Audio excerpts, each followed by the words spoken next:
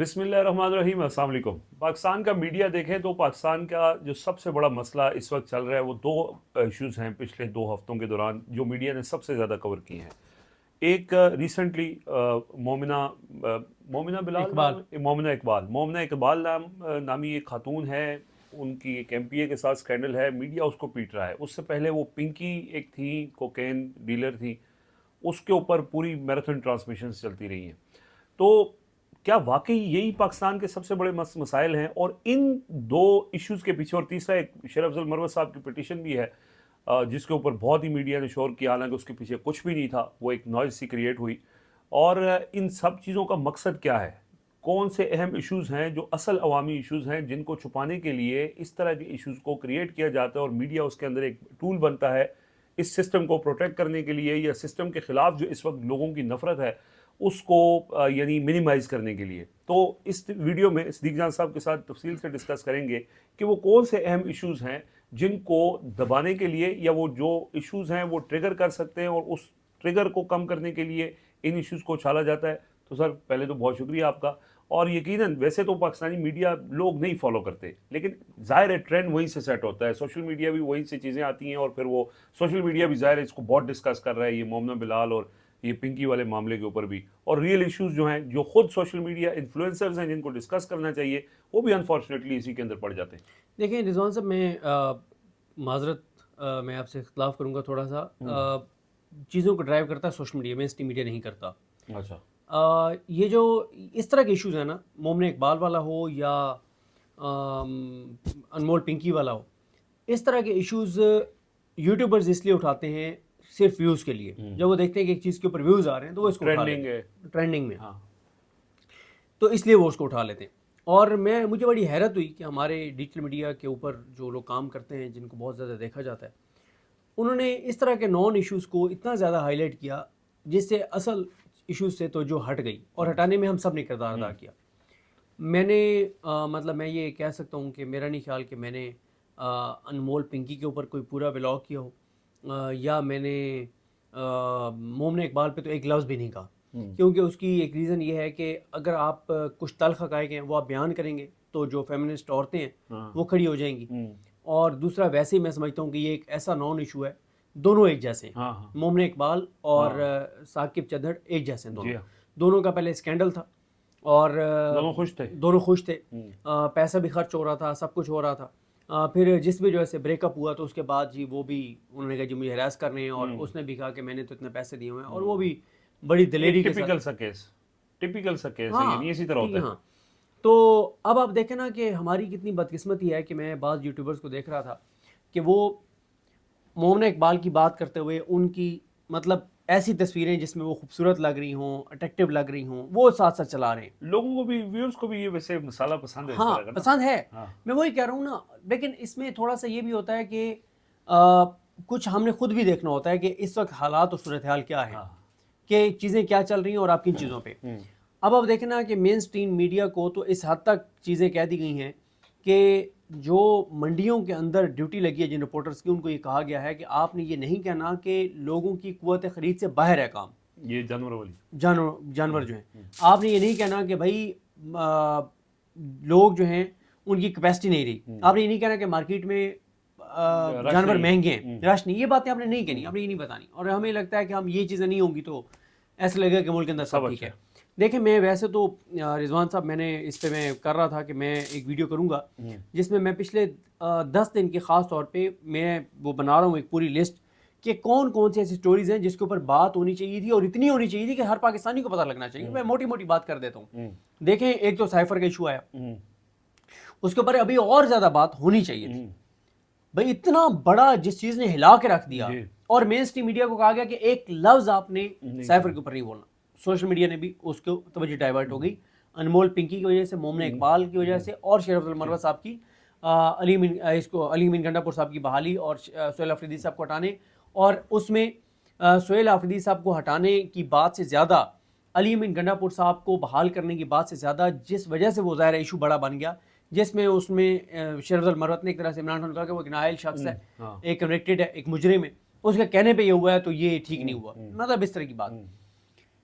لیکن جن چیزوں پہ بات ہونی چاہیے تھی کل میں دوبارہ میری ملاقات ہوئی عامر متین صاحب سے، تو ظاہر ہے وہاں پہ مختلف چیزیں ڈسکس ہو رہی تھیں، اور عامر متین صاحب نے ایک بڑی اہم بات وہ کہہ رہے تھے کہ یہ جو حکومت نے سولر والی پالیسی چینج کی ہے نا، اس سے ایک تو ایفیکٹ یہ ہوا نا کہ جن لوگوں نے پہلے سے لگایا ہوا ہے ان کا بھی ابھی کچھ عرصے بعد جن کا وہ ٹائم ڈیوریشن کمپلیٹ ہوگا تو وہ بھی ایک نئے جو سولر پالیسی اس پہ چلے جائیں گے، افیکٹ ہوں گے. پھر دوسرے وہ جو نئے لگوانے والے ہیں وہ تو افیکٹ ہو رہے ہیں. لیکن اب انہوں نے کہا کہ ہوگا یہ کہ جب حکومت نے سولر کو ڈسکریج کر رہی ہے اور سولر صارفین کے ساتھ زیادتی کر رہی ہے، ظلم کر رہی ہے، تو ہوگا یہ کہ اب جو لوگ افورڈ کر سکتے ہیں وہ بیٹریز لگوائیں گے، وہ آف گریڈ ہو جائیں گے. اس سے نقصان کیا ہوگا؟ اس سے نقصان یہ ہوگا کہ اب تو یہ ہے نا کہ سولر جنہوں نے گھروں پہ لگائے ہوئے ہیں اور وہ سستی بجلی پروڈیوس کر کے اور حکومت کو دے رہے ہیں، اور وہ حکومت آگے سستی بیچ سکتی ہے. جب وہ آف گریڈ ہوں گے تو نمبر 1 کیا ہوگا کہ وہ جو سستی بجلی پروڈیوس ہو رہی ہے وہ سسٹم میں نہیں آئے گی، وہ مہنگی لینی پڑے گی آئی پی پی سے. ایک بات.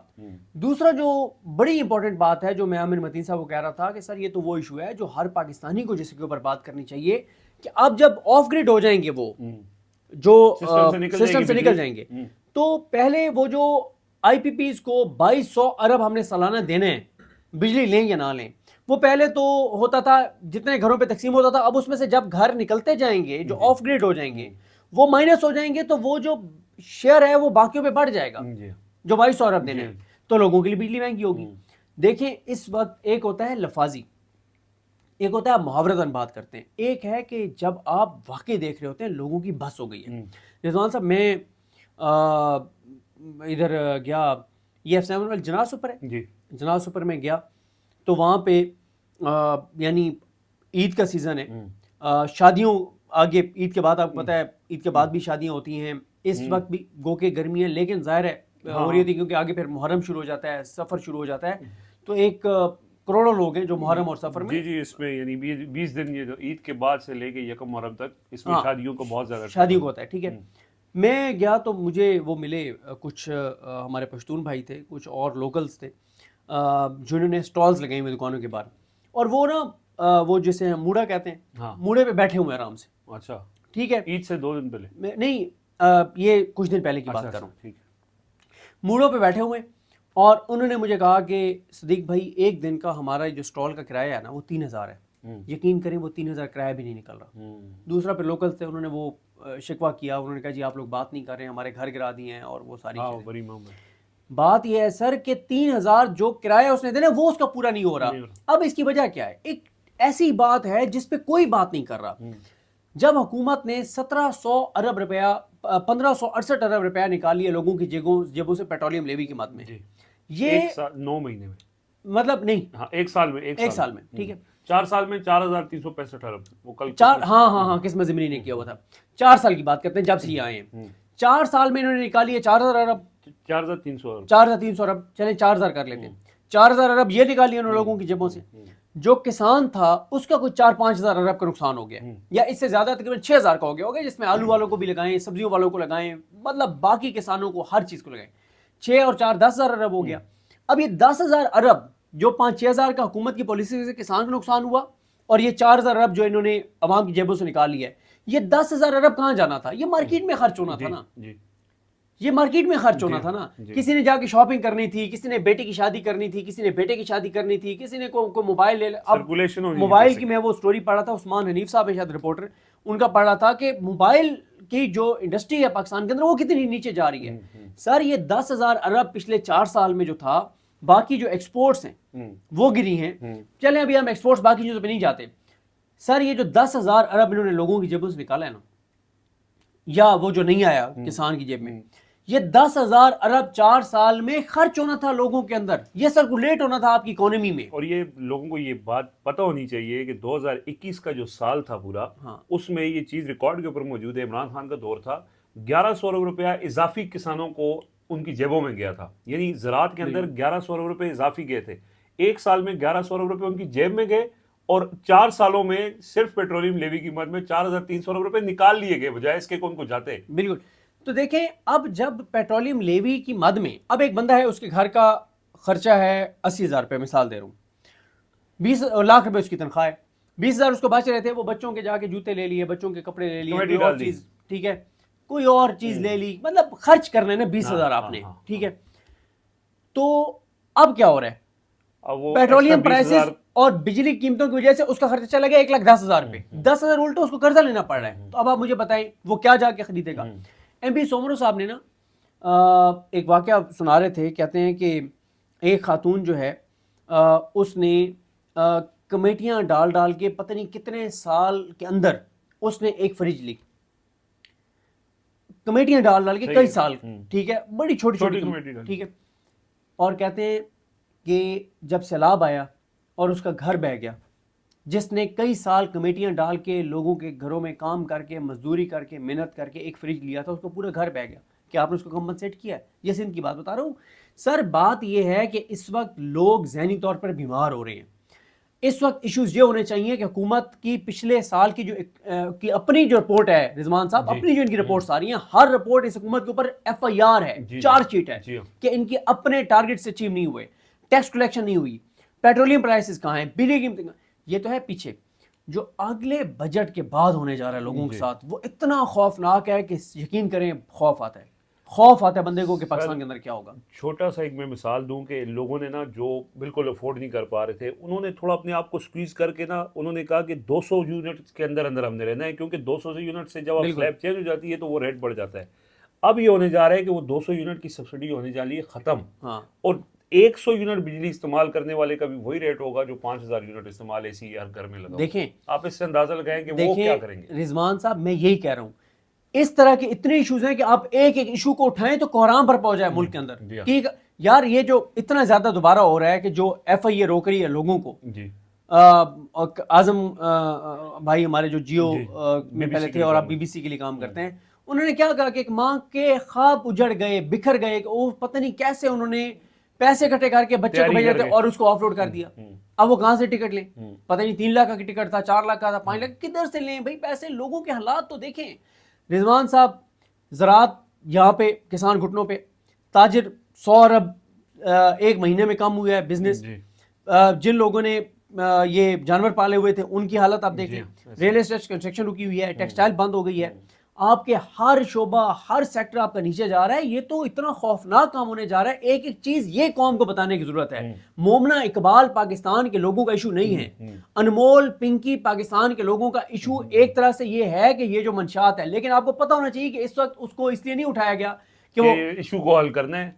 دیکھیں میں آپ کو ایک بات بتاؤں, اور وہ واحد وہ منشیات رضوان صاحب, اس وقت بھی جب ہم یہ ویڈیو کر رہے ہیں, اگر اسلام آباد اور راولپنڈی میں کوئی کسی یونیورسٹی کے اندر سے, یونیورسٹی کے باہر سے, کالج کے اندر سے, کالج سے باہر سے, کسی گلی سے کوئی چیز لینا چاہتا ہے تو اس کو اویلیبل ہے.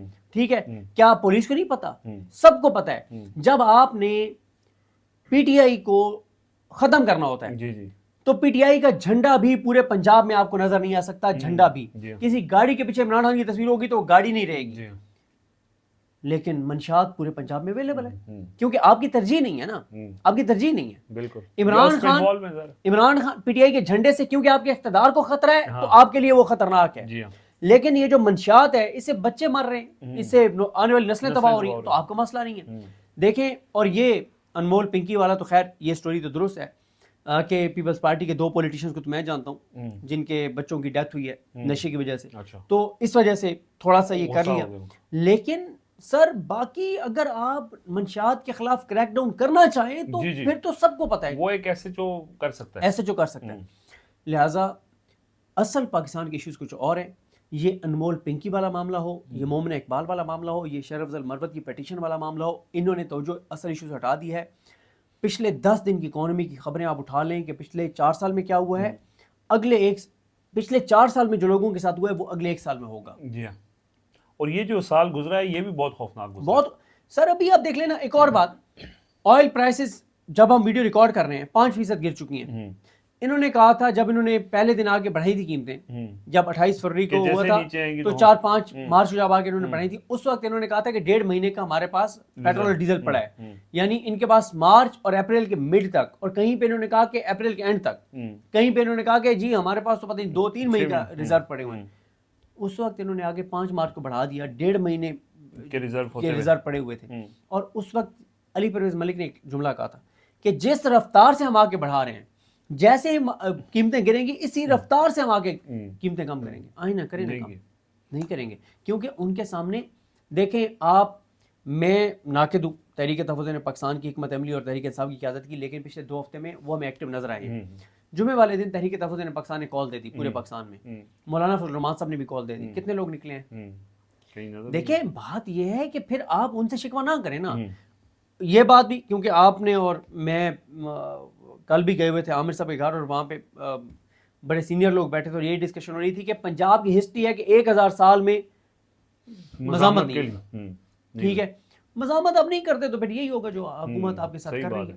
اور آپ نے جو ذکر کیا میں اس کا ذکر کرنا ضروری سمجھتا ہوں. آج ایک ویڈیو بھی آئی تھی, وہ ایک سبزی منڈی کے اندر ایک بزرگ کھڑے ہیں, وہ کہہ رہے ہیں کہ 40 سال سے میں تربوز کا کام کر رہا ہوں, اور صورتحال یہ ہو چکی ہے کہ یہ سال بدترین سال ہے. انہوں نے کہا کہ ایک ٹرک 1.5 لاکھ روپے کا بکتا ہے, اور اس کے اوپر صرف اس کا خرچہ جو ہے وہ 1,10,000 روپے کا آتا ہے, یعنی پیچھے بچ گئے 40,000 روپے. اور انہوں نے یہ کہا کہ 1 ایکڑ کے اوپر 2 لاکھ روپے فی ایکڑ نقصان ہو رہا ہے. یہ اسی طرح جب ویڈیو میں آگے گیا, ایک بندہ ویڈیو کرتا ہے سبزی منڈی سے, تو آگے ایک آم والے کے پاس وہ چلا گیا, آم کا اب سیزن آ چکا ہے. اس نے کہا کہ جی آم کی اس وقت جو ہمارے پاس چونکہ اب آ گیا فلکس آ گیا, ٹرک آ رہے ہیں, تو لیکن آگے ٹرک کی کھپت نہیں ہے. اس کی وجہ یہ ہے کہ ریڑیاں لگانے پہ پنجاب گورنمنٹ نے لگائی ہوئی ہے پابندی, اور بارڈر ہے بند. اب مال بہت زیادہ آ رہا ہے اور وہ بک نہیں رہا, اس کا ریٹ نہیں مل رہا, اور یہی صورتحال ہے کہ وہ اپنے رو رہے ہیں. یہ کسان ہر طرح سے, گوبھی والے کے پاس چلے جائیں, وہ اس سے پہلے آلو اور سارا کچھ ہے. سو یہ ہیں اصل ایشوز. لیکن آج تک کوئی پاکستانی چینل مائک لے کے, حالانکہ کل میں دیکھ رہا تھا, آپ نے شاید دیکھا ہوگا, لاہور میں احمد وڑائی سے اس کی ویڈیوز بھی لگائی ہوئی تھی, وہ جو ایک بندہ کہہ رہا تھا کہ میرے پہلے 3 کمروں کی دکان تھی, اب 1 کمرے پہ آ گئی ہے, میرے پاس پہلے 4 ملازم تھے, اب 1 ملازم ہے. اور وہ لاہور والے بھی رو رہے ہیں, کہتے ہیں میں 40 سال سے نون لیگ کو ووٹ دے رہا تھا, لیکن اب جو صورتحال ہو چکی ہے میری نسلیں بھی ان کو ووٹ نہیں دیں گی. تو نون لیگ کو جاتے جاتے میں ایک بہت تکلیف تھا آپ کو بات بتاؤں, مجھے ایک جرنلسٹ ساؤتھ پنجاب کے بتا رہے تھے, کہتے ہیں ایک آدمی کے 3 بیٹے پڑھتے تھے اس میں اسکول میں, تو اس نے 1 یا پتہ نہیں 2 بچوں کو نکلوا لیا. اس نے, اس کی ورک شاپ ہے, اس نے کہا کہ یہ ورک شاپ پہ کام سیکھیں گے, کام کریں گے, اور 1-2 لڑکے جو اس کے پاس کام کرتے تھے ان کو اس نے فارغ کر دیا ورک شاپ پہ.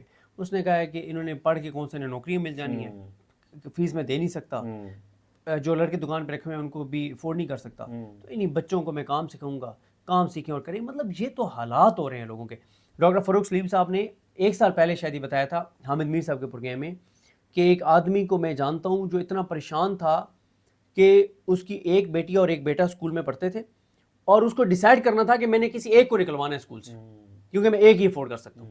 اب وہ بیٹی کو نکالے یا بیٹے کو نکالے, اس طرح کی بات انہوں نے بتائی تھی. تو لوگوں کے حالات سر بالکل تنگ آمد بچنگ آمد. لیکن حکومت کا جو کانفیڈنس ہے وہ ایک ہی ہے. وہ جو شمائلہ رانا نے کہا تھا کہ ہمیں 110 روپئے بڑھا دیں, ان کا ایک ہی کانفیڈنس ہے کہ پنجاب کے لوگ نکلتے نہیں ہیں, اور کے پی سے جو آئیں گے تو ان کا 26 نومبر علاج ہے. چلیں جی, یہ تو چیزیں ہیں اور یہ ایشوز ہیں جو ڈسکس ہونے چاہیے. اپنا فیڈ بیک ضرور دیجیے گا. مجھے اور صدیق جان صاحب کو اجازت دیجیے. اللہ حافظ.